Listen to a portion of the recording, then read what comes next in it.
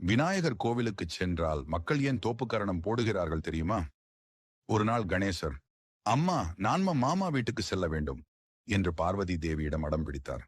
அம்மாவும் சிரித்துக்கொண்டு, சரி பிள்ளையா, சென்று வா என்று அனுமதி அளித்தார்.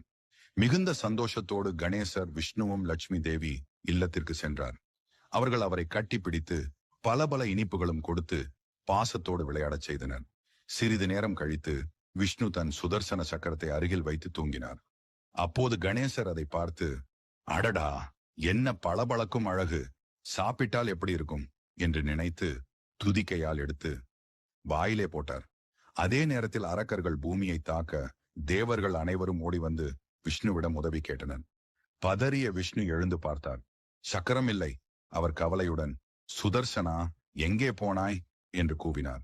அப்போதே, ஐயோ, என்னை காப்பாத்துங்க என்ற குரல் கணேசரின் வயிற்றிலிருந்து